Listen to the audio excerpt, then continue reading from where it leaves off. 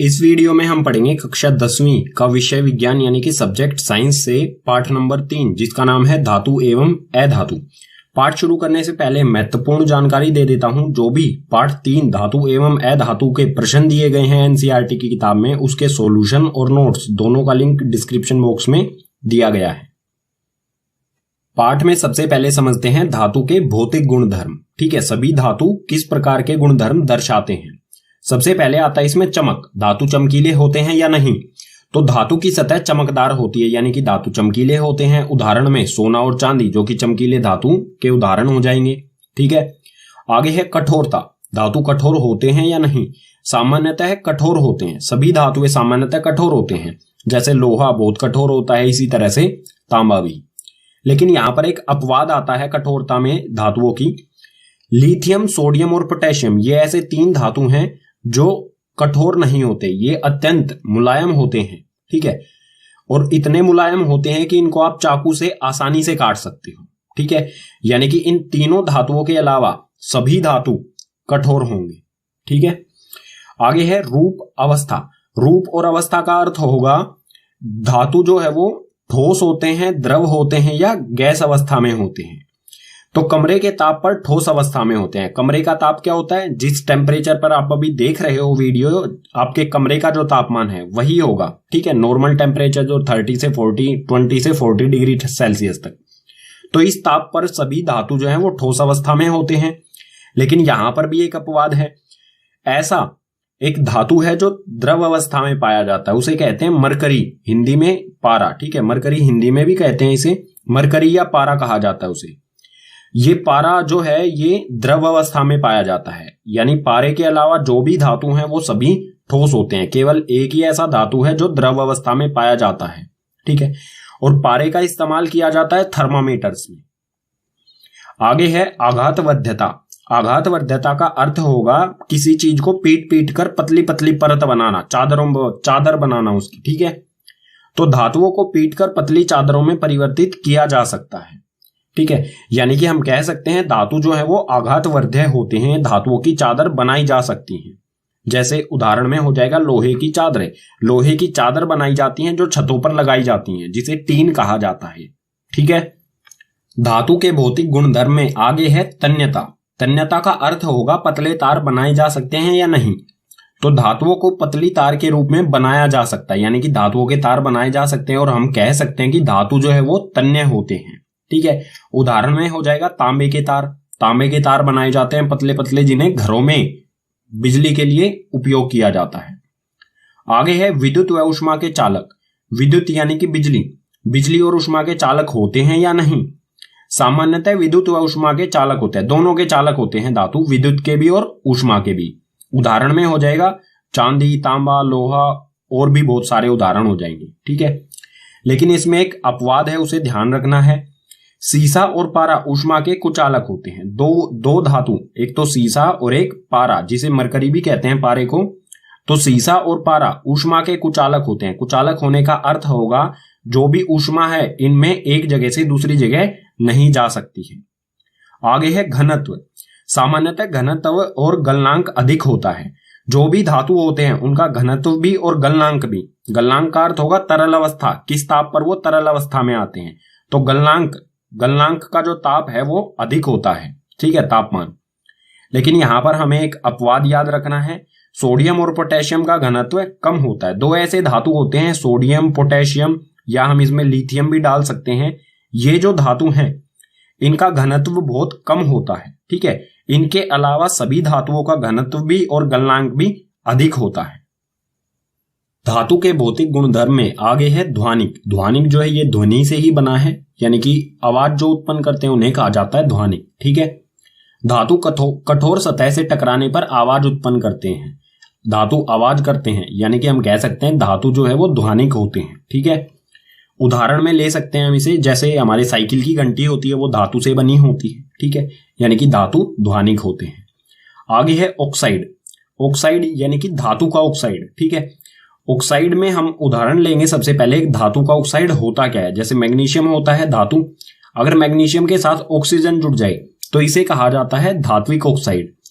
तो जो भी धातु के ऑक्साइड यानी धात्विक ऑक्साइड होते हैं क्षारक प्रवृत्ति के होते हैं। ठीक है, जो भी, जैसे ये मैग्नीशियम ऑक्साइड है, ये धातु ऑक्साइड है, ये क्षारक प्रवृत्ति का होता है। इसके अलावा भी जो भी धातु ऑक्साइड है वो सभी क्षारक प्रवृत्ति के ही होते हैं। अब देखते हैं अधातु के भौतिक गुणधर्म। अधातु के भौतिक गुणधर्म बिल्कुल विपरीत या फिर कहें उल्टे होते हैं धातुओं के। इसमें सबसे पहले है चमक। अधातु की सतह चमकदार नहीं होती है। हम कह सकते हैं इसका मतलब अधातु जो है वो चमकीले नहीं होते हैं। जैसे उदाहरण में लेंगे हम कार्बन। कार्बन यानी कि कोयला, कोयला चमकदार नहीं होता है। ठीक है, एक अपवाद है इसमें, वो भी हमें ध्यान रखना है। आयोडीन की सतह चमकदार होती है। एक ऐसा अधातु आयोडीन होता है जो चमकदार होता है। इसके अलावा जो भी अधातु हैं वो चमकदार नहीं होते हैं, अकेला आयोडीन ही चमकदार होता है बस। ठीक है, आगे है कठोरता। अधातु कठोर नहीं होते हैं। कठोर नहीं होने का मतलब क्या होगा, अधातु को हम कह सकते हैं मुलायम होते हैं। ठीक है, उदाहरण में हो जाएगा कोयला। कोयले को आसानी से तोड़ा जा सकता है। लेकिन हमें इसमें एक अपवाद जो कि बहुत महत्वपूर्ण है याद रखना है। हीरा सबसे कठोर होता है। हीरा अधातु का ही एक अपरूप होता है, ये कार्बन का अपरूप होता है। ठीक है, कार्बन का अपरूप होता है हीरा, जो कि एक अधातु से ही बना होता है। और ये सबसे प्रकृति में पाए जाने वाला सबसे कठोर वस्तु जो है वो हीरा ही है। ये धातुओं से भी कठोर होता है। ठीक है, तो इसे ध्यान रखना है। आगे है अवस्था या फिर कहें रूप। अवस्था यानी कि ठोस, द्रव या गैस। कमरे के ताप पर या तो ठोस या गैसीय अवस्था में होते हैं। जो भी अधातु होते हैं या तो वो ठोस अवस्था में पाए जाते हैं कमरे के ताप पर, या फिर गैस अवस्था में। इसमें भी अपवाद है। ब्रोमीन को छोड़कर जो ब्रोमीन अधातु होता है वो तरल अवस्था में होता है, द्रव अवस्था में होता है। ठीक है, ब्रोमीन को छोड़कर सभी अधातु या तो ठोस होंगे या गैस अवस्था में होते हैं। इसमें आगे है आघातवर्ध्यता। अधातु आघातवर्ध्य नहीं होते हैं। आघातवर्ध्यता का अर्थ होगा कि इनको पतली चादरों में नहीं बनाया जा सकता है। ठीक है, अधातु के हम चादरें नहीं बना सकते हैं पीट पीट कर। अगर हम इन्हें पीटेंगे तो ये बिखर जाएंगे टुकड़ों में। जैसे हम कोयले को अगर किसी पत्थर से तोड़ें तो वो बिखर जाता है टुकड़ों में, उसकी चादरें नहीं बन सकती हैं। अधातु के भौतिक गुणधर्म में आगे है तन्यता। तन्यता का मतलब तार बनाए जा सकते हैं या नहीं। जिसके तार बनाए जा सकते हैं उसे कहेंगे तन्य। तो अधातुओं को पतली तार के रूप में नहीं बनाया जा सकता, यानी कि अधातुओं के तार नहीं बन सकते हैं, इसलिए हम कहेंगे अधातु जो है वो तन्य नहीं होते हैं।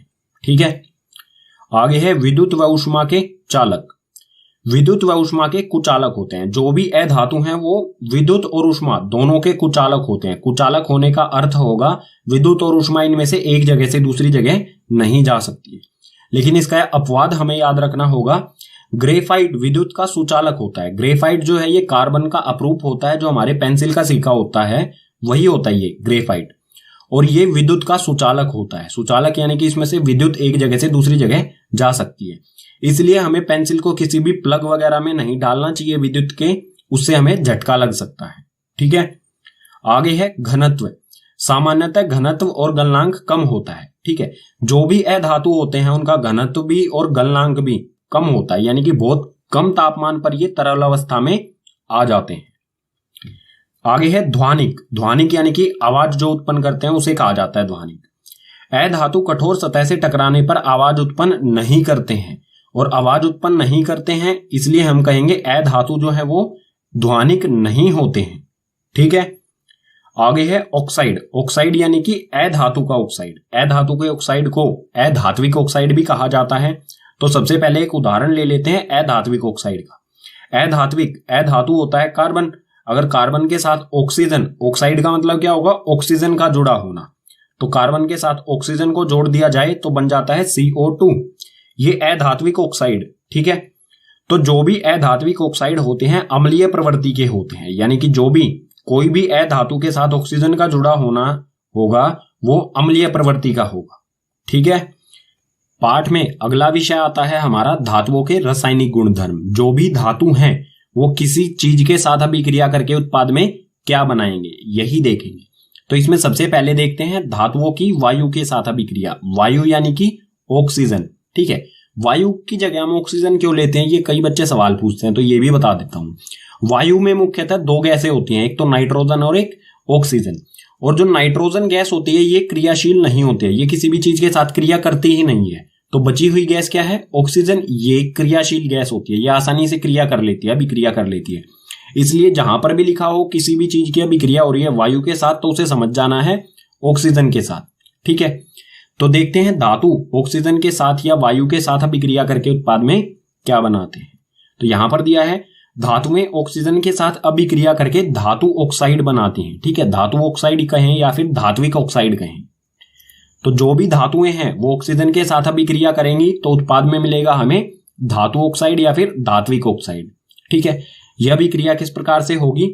कोई भी हमारा धातु है, अगर वो ऑक्सीजन के साथ अभिक्रिया करेगा तो उत्पाद में मिलेगा धातु ऑक्साइड। ठीक है, उदाहरण ले लेते हैं इसके कुछ। जैसे यहां पर है Cu यानी कि कॉपर। कॉपर जो है धातु होता है और ऑक्सीजन के साथ यह अभिक्रिया करेगा तो उत्पाद में मिलेगा हमें CuO यानी कि कॉपर ऑक्साइड। ठीक है, ये हो गया धातु ऑक्साइड उत्पाद में। ठीक है, उसके बाद इसे बैलेंस करेंगे तो यहां पर भी 2 और यहां पर भी 2 लगाना होगा हमें। इसी प्रकार एक और उदाहरण लेते हैं Al से एल्यूमिनियम। जब ये O2 के साथ यानी कि ऑक्सीजन के साथ अभिक्रिया करेगा तो उत्पाद में मिलेगा हमें Al2O3 यानी कि एल्यूमिनियम ऑक्साइड। पीछे वाले पेज पर जो धातु और ऑक्सीजन की अभिक्रिया हुई, तो सभी धातु जो है वो ऑक्सीजन के साथ अलग अलग तरह से अभिक्रिया करते हैं। अलग अलग तरह से का मतलब होगा कोई बहुत तेजी के साथ अभिक्रिया करता है, कोई धीरे धीरे करता है, कोई धातु जो है वो अभिक्रिया करते ही नहीं है, और कुछ ऐसे हैं जिनकी सिर्फ सतह ही ऑक्सीजन के साथ अभिक्रिया करती है। तो उसी के बारे में देखते हैं।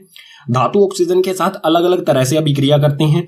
इसमें सबसे पहला बिंदु दिया गया है Na यानी कि सोडियम और K यानी कि पोटेशियम।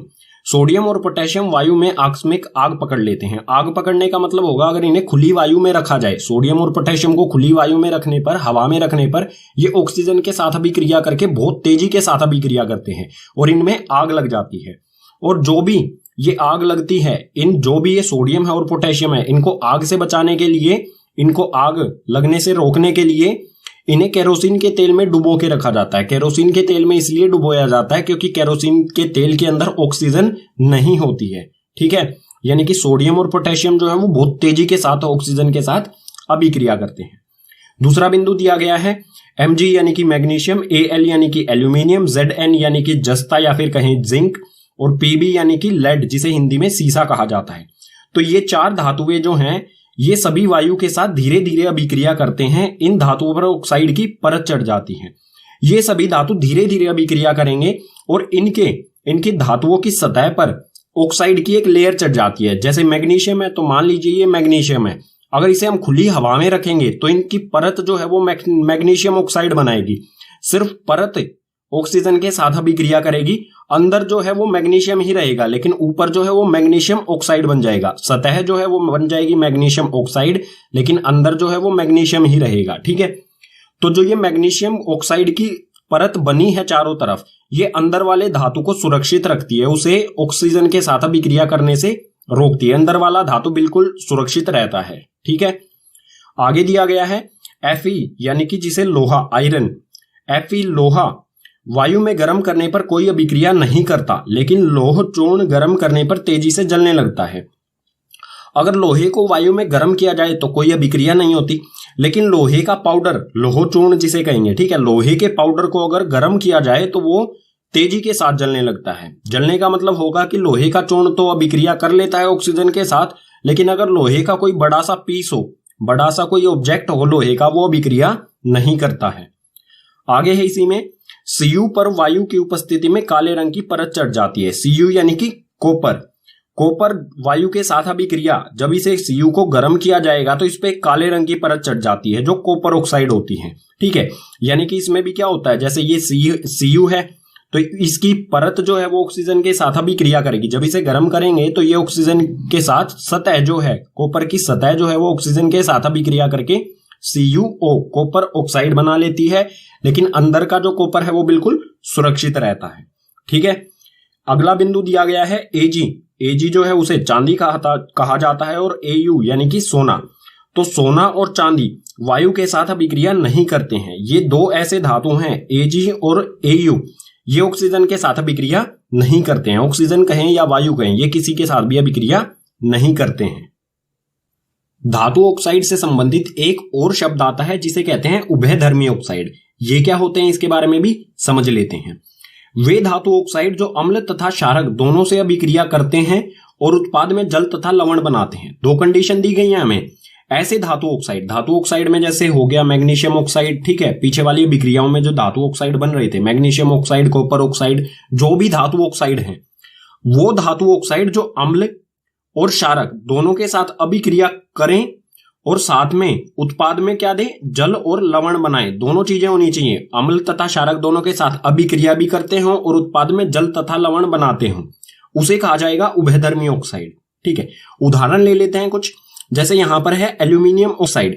एल्यूमिनियम ऑक्साइड HCl जो होता है ये होता है हाइड्रोक्लोरिक अम्ल। ठीक है, ये अम्ल के साथ एल्यूमिनियम ऑक्साइड यानी कि ये क्या है, धातु ऑक्साइड, ये अम्ल के साथ अभिक्रिया करके बना रहा है AlCl यानी कि एल्यूमिनियम क्लोराइड, जो कि एक लवण होता है, और साथ में H2O यानी कि जल। एल्यूमिनियम ऑक्साइड अम्ल के साथ अभिक्रिया करके लवण और जल बना रहा है। अब देख लेते हैं क्या एल्यूमिनियम ऑक्साइड क्षारक के साथ भी अभिक्रिया करता है। तो बिल्कुल ये करता है। यहां पर फिर से ये एल्यूमिनियम ऑक्साइड यह अभिक्रिया कर रहा है NaOH यानी कि सोडियम हाइड्रो ऑक्साइड, जो कि एक क्षारक होता है। ये क्षारक के साथ अभिक्रिया करके sodium NaAlO2 sodium aluminium oxide, जो कि एक लवण, ठीक है, लवण और जल बना रहा है। दोनों कंडीशन हो रही है यहां पर, अम्ल और क्षारक दोनों के साथ यह अभिक्रिया भी कर रहा है और साथ में लवण और जल भी बना रहा है दोनों के साथ। इसको कहा जाएगा उभयधर्मी ऑक्साइड। तो हम कहेंगे जो Al2O3 है, एल्यूमिनियम ऑक्साइड है, ये क्या है, उभयधर्मी ऑक्साइड है। ठीक है, धातुओं के रासायनिक गुणधर्म में आगे है जल के साथ अभिक्रिया, यानी कि धातु जल के साथ अभिक्रिया करके उत्पाद में क्या बनाएंगे। तो कोई भी धातु हो वो जल यानी कि H2O के साथ अभिक्रिया करके या तो धातु ऑक्साइड बनाएगा या फिर धातु हाइड्रो ऑक्साइड बनाएगा। अब कौन सा धातु ऑक्साइड बनाएगा और कौन सा हाइड्रो ऑक्साइड बनाएगा। तो जो अधिक क्रियाशील धातु हैं वो धातु हाइड्रो ऑक्साइड बनाएंगे और जो कम क्रियाशील धातु हैं वो जल के साथ अभिक्रिया करके धातु ऑक्साइड बनाएंगे और साथ में निकलेगी हाइड्रोजन गैस। ठीक है, और बात करें अगर धातु ऑक्साइड जल के साथ अभिक्रिया करेगा तो क्या होगा। तो कोई भी धातु ऑक्साइड है अगर वो जल के साथ अभिक्रिया करेगा तो उत्पाद में मिलेगा हमें हमेशा धातु हाइड्रो ऑक्साइड। ठीक है, कुछ उदाहरण लेते हैं। जैसे उदाहरण में सबसे पहले है Na यानी कि सोडियम, जो कि अधिक क्रियाशील धातु है। तो जो भी अधिक क्रियाशील धातु है वो जल के साथ अभिक्रिया करके बनाएगा धातु हाइड्रो ऑक्साइड। ठीक है, तो ये है Na यानी कि सोडियम, H2O जल के साथ अभिक्रिया करता है और उत्पाद में देता है NaOH यानी कि सोडियम हाइड्रो ऑक्साइड और साथ में H2 यानी कि हाइड्रोजन गैस।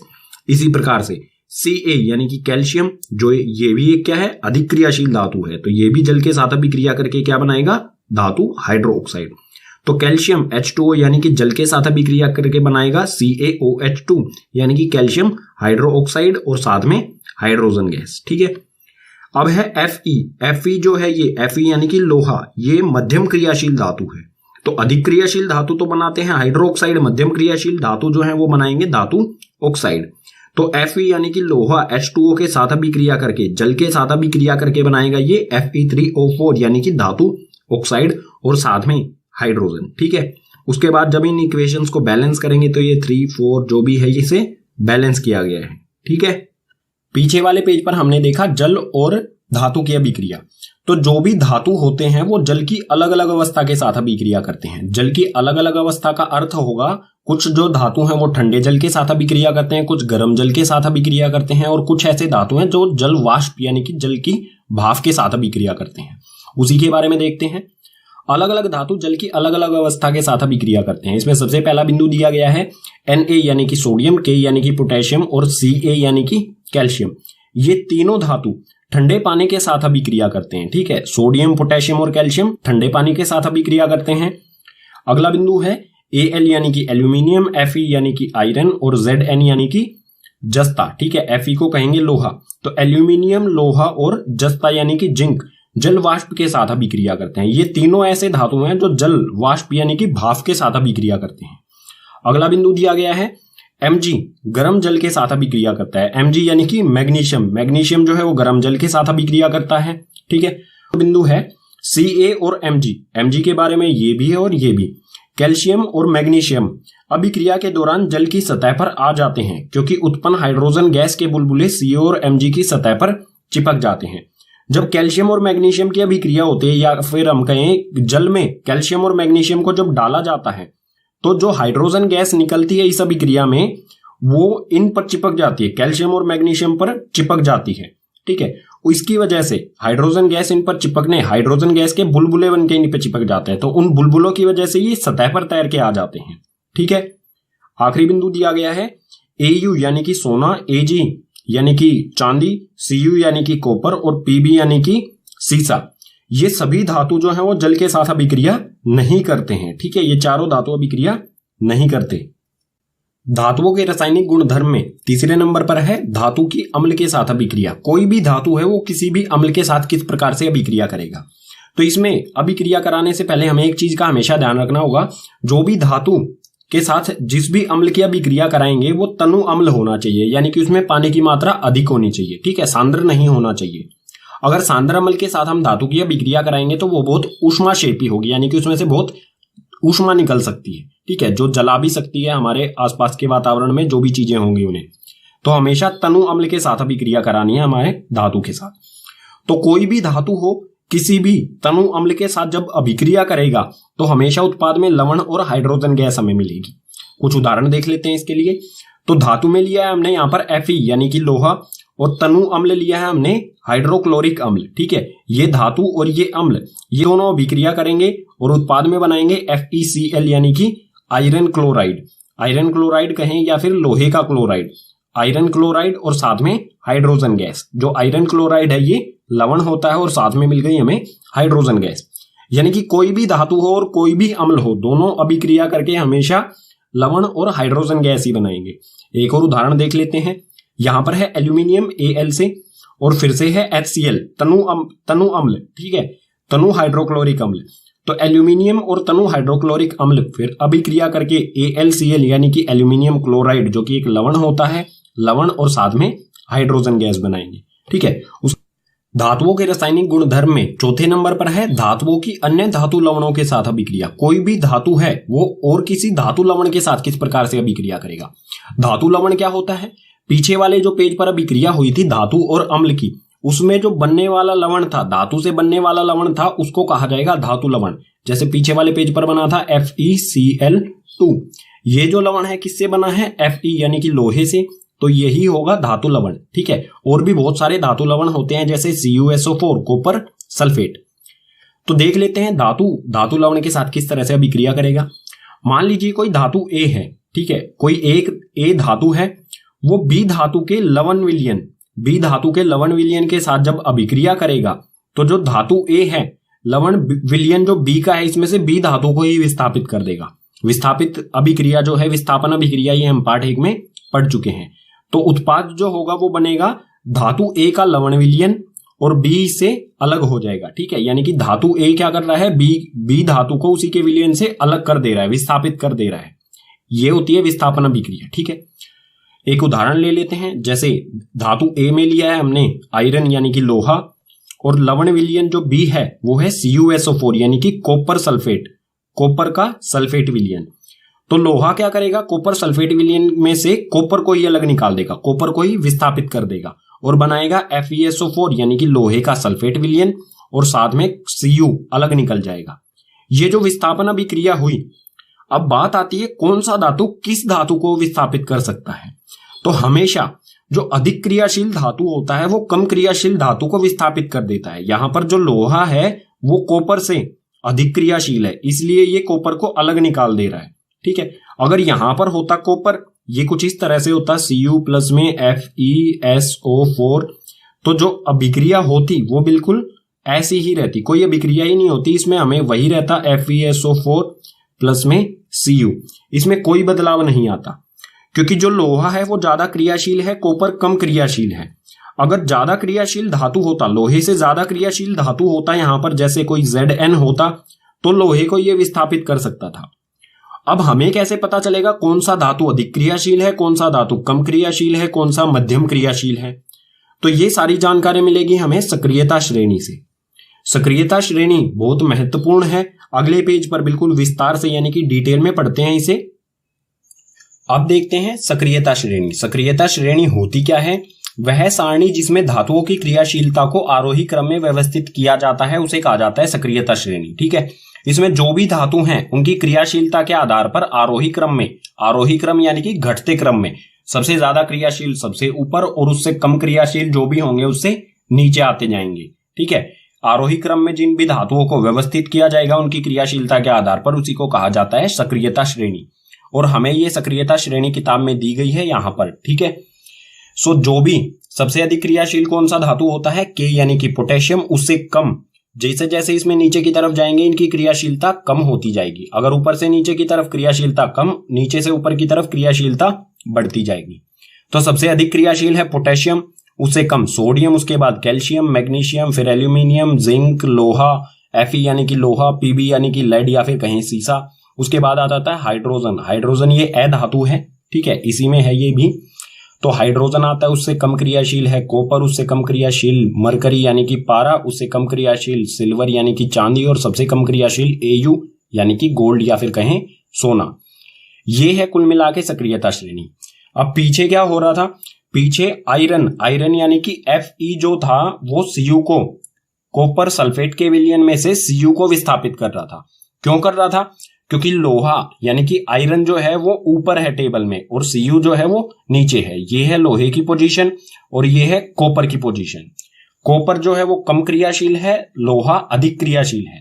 ठीक है, तो लोहा जो है वो कॉपर को आसानी से विस्थापित कर सकता है, लेकिन कॉपर कम क्रियाशील है आयरन से, तो कॉपर आयरन को विस्थापित नहीं कर सकता है। ठीक है, इसी प्रकार से अगर हम कहें कि लोहे को कौन कौन विस्थापित कर सकता है इसके विलयन में से, तो वो होगा जिंक कर सकता है, एल्यूमिनियम, मैग्नीशियम, कैल्शियम, सोडियम और पोटेशियम, यानी कि इससे ऊपर वाले सभी कर सकते हैं इसको विस्थापित।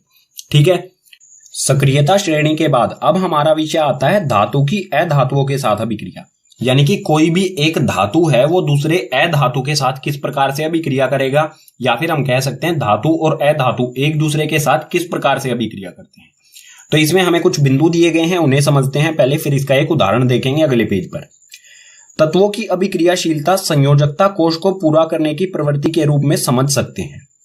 जो भी तत्व हैं चाहे वो धातु हो और अधातु, ठीक है, उनकी अभिक्रियाशीलता संयोजकता कोश को पूर्ण करने की प्रवृत्ति के रूप में हमें समझ सकते हैं। और संयोजकता कोश पूर्ण करने की प्रवृत्ति क्या होती है, आप कक्षा 9 में अष्टक का नियम पढ़ चुके होंगे पाठ 3 से। ठीक है, कक्षा 9 की साइंस बुक के पाठ 3 से, उसको मैं फिर से बता देता हूं क्या होता है।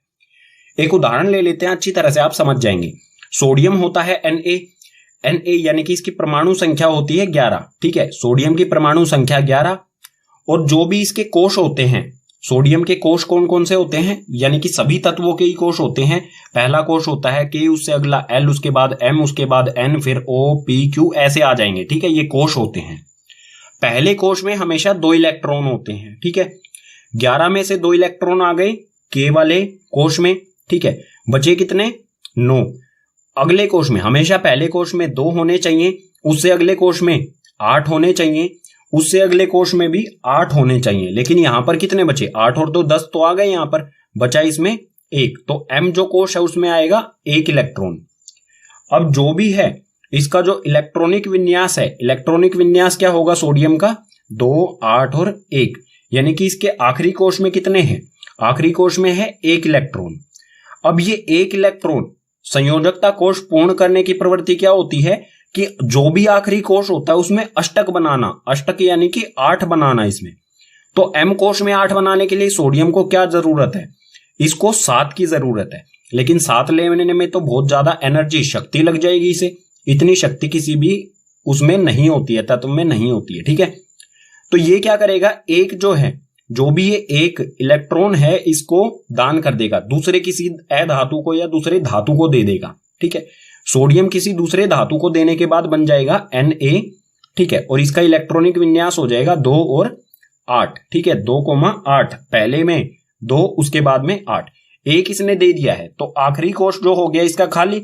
आखिरी कोश, जो खाली कोश कभी भी हम नहीं गिनते हैं। ठीक है, यानी कि आखिरी कोश क्या होगा इसका, L वाला कोश, और L कोश में अपने आप ही 8 है, तो ये बन जाएगा संयोजकता कोश जो है इसका पूरा हो गया। ठीक है, इस आधार पर ये किसी भी दूसरे अधातु के साथ अभिक्रिया करते हैं। ठीक है, उदाहरण लेंगे इसका अगले पेज पर, आप अच्छी तरह से इसे समझ जाएंगे।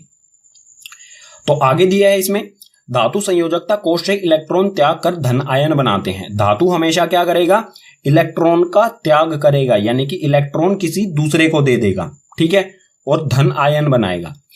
जो भी इलेक्ट्रॉन का त्याग करेगा वो धन आयन बनाएगा। धन आयन यानी कि सोडियम पर क्या आएगा, जैसे कोई भी धातु, जैसे यहां पर सोडियम ने क्या किया, एक इलेक्ट्रॉन किसी और को दे देगा ये, और धन आयन बनाएगा। धन आयन यानी कि सोडियम पे जितने भी देगा ये, अगर इसने एक दिया है तो एक जमा का निशान आ जाएगा, अगर कोई दो देता है, एल्यूमिनियम के आखिरी उसमें 3 होते हैं, वो 3 का दान करता है, तो एल्यूमिनियम जो है वो 3 जमा बनाएगा, ठीक है, 3 आयंस, यानी कि ये क्या दर्शाता है, उसने 3 इलेक्ट्रॉन दूसरे को दे दिए हैं, ठीक है। एक जमा दर्शाता है कि इसने 1 इलेक्ट्रॉन दिया है, ये 3 जमा दर्शाता है कि इसने 3 दिए हैं, और ये धन आयन यानी कि जमा वाला आयन बनाता है। ये सोडियम का धन आयन, ये एल्यूमिनियम का धन आयन, ठीक है। अगला बिंदु दिया है, अधातु संयोजकता कोश में इलेक्ट्रॉन ग्रहण करने से करके ऋण आयन बनाते हैं। अधातु क्या करते हैं, हमेशा इलेक्ट्रॉनों का ग्रहण करते हैं, इलेक्ट्रॉन ये अपनी तरफ खींच लेते हैं। जो धातु किसी इलेक्ट्रॉन क्या करता है, देता है किसी को, और अधातु लेता है, तो धातु जो देगा वो अधातु उसे ले लेगा, ठीक है। जैसे क्लोरीन है, क्लोरीन जो है वो 1 इलेक्ट्रॉन की से जरूरत होती है, तो ये 1 इलेक्ट्रॉन किसी धातु से ले लेता है और बनाता है ऋण आयन। ऋण आयन यानी कि घटा वाला आयन, तो Cl घटा का आयन बनाता है ये, ठीक है। जैसे ये धन आयन बनते हैं, इसी प्रकार से ये देने के बाद देने वाला हमेशा जमा में आयन बनाएगा और लेने वाला हमेशा घटा वाले आयन बनाएगा, ठीक है। अगला बिंदु दिया है, ऐसे यौगिक जो इलेक्ट्रॉनों के आदान प्रदान द्वारा बनते हैं उन्हें आयनिक यौगिक कहते हैं। अब जो भी यौगिक बनेगा, धातु और अधातु किस प्रकार से अभिक्रिया करते हैं, आयनों के आदान प्रदान से, ठीक है। इलेक्ट्रॉन्स या फिर कहें आयंस इलेक्ट्रॉन्स के आदान प्रदान से बनते हैं, और जो भी इलेक्ट्रॉन के आदान प्रदान से बनने वाला यौगिक है उन्हें कहा जाता है आयनिक यौगिक, ठीक है। जैसे इसका उदाहरण हो जाएगा आयनिक यौगिक का NaCl। यहां पर क्या करता है, Na जो है वो 1 इलेक्ट्रॉन क्लोरीन को दे देता है, ठीक है, और इनसे बनता है NaCl। इसे देखते हैं ये किस प्रकार बनता है एक आगे वाले पेज पर। अब देखते हैं आयनिक यौगिक का एक उदाहरण, जो कि है सोडियम क्लोराइड यानी कि NaCl। ये किस तरह से बनता है, तो इसमें धातु जो है वो है Na यानी कि सोडियम, और क्लोरीन अधातु है क्लोरीन, ठीक है। तो सबसे पहले देखते हैं सोडियम जो है इसका इलेक्ट्रॉनिक विन्यास क्या होगा। तो सोडियम की परमाणु संख्या होती है 11, इसका इलेक्ट्रॉनिक विन्यास में पीछे वाले पेज पर भी बता चुका हूं, वो होता है 2, 8 और 1, ठीक है। और इसी प्रकार से क्लोरीन जो है उसके परमाणु संख्या होती है 17, इसका इलेक्ट्रॉनिक विन्यास क्या होगा, पहले में 2, उससे अगले में 8, उससे अगले में बचे हुए जितने भी 2 और 8 हो गए 10, अगले में बचे हुए आ जाएंगे 7। तो इसके में सोडियम के आखिरी कोश में है 1 इलेक्ट्रॉन और क्लोरीन के आखिरी कोश में है 7 इलेक्ट्रॉन। ये किस प्रकार से एक दूसरे के साथ अभिक्रिया करेंगे, सोडियम Na के आखिरी कोश में है 1 इलेक्ट्रॉन, तो इसे हम इसके चारों ओर एक बिंदु से दर्शाएंगे, ठीक है। ये जो बिंदु लगाया है ये है इसके चारों तरफ 1 इलेक्ट्रॉन, ठीक है, आखिरी कोश वाला। और क्लोरीन में है 7, तो ये बनाया हमने क्लोरीन, इसमें है, ये कांटे से बना रहा हूं मैं, ठीक है, क्रॉस कर रहा हूं जो ये है इसके इलेक्ट्रॉन, तो 7 हैं कुल, 4 हो गए, ये 5, 6 और 7। अब ये दोनों किस प्रकार से अभिक्रिया करेंगे, जो सोडियम के पास 1 है, सोडियम को जरूरत अष्टक बनाने की कोशिश करेगा, ये भी और ये भी, इसको 1 की जरूरत है, इसके पास 1 ज्यादा है, अगर ये 1 इसको दे देता है तो इसके 8 भी हो जाएंगे और इसके भी आखिरी कोश में 8 ही बचेंगे। तो सोडियम क्या करेगा, ये वाला जो इलेक्ट्रॉन है क्लोरीन को दे देगा, ठीक है, ये पहुंच गया क्लोरीन के पास। अब आप देखेंगे कि सोडियम का भी आखिरी कोश 8 बचा, यानी कि सोडियम का भी कोश पूरा हो गया और क्लोरीन के भी पूरे 8 हो गए, ठीक है। अब सोडियम ने अगर 1 दिया है तो सोडियम जो है वो Na जमा का होगा, धन आयन बनाएगा, और क्लोरीन ने जितना भी लिया है, क्लोरीन ने 1 लिया है तो क्लोरीन ऋण आयन बनाएगा, ठीक है। Na जो है वो जमा का होगा, धन आयन यानी कि जमा का आयन, और क्लोरीन घटा का आयन, ऋण आयन कहेंगे इसे, ठीक है।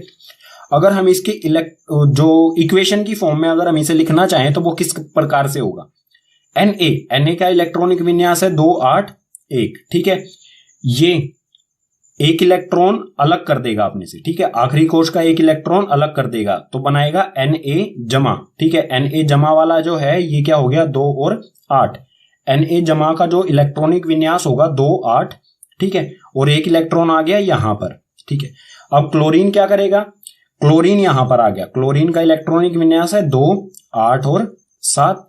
जो एक इलेक्ट्रॉन सोडियम ने अलग किया था ये आ गया यहां पर, ठीक है। एक इलेक्ट्रॉन क्या करेगा, ये क्लोरीन अपने साथ जोड़ लेगा और क्लोरीन नेगेटिव बनाएगा। नेगेटिव यानी कि घटा वाला ऋण आयन बनाएगा ये 2, 8 और 8, ठीक है। ये हो गई इसकी सूत्र में अगर हम लिखना चाहें तो इसे, ठीक है। धातु और अधातु की परस्पर अभिक्रिया से जो आयनिक यौगिक बनते हैं उनके कुछ गुणधर्म देख लेते हैं। तो आयनिक यौगिक के गुणधर्म, इसमें सबसे पहला दिया गया है भौतिक प्रकृति। जो भी आयनिक यौगिक होते हैं उनकी भौतिक प्रवृत्ति कैसी होती है।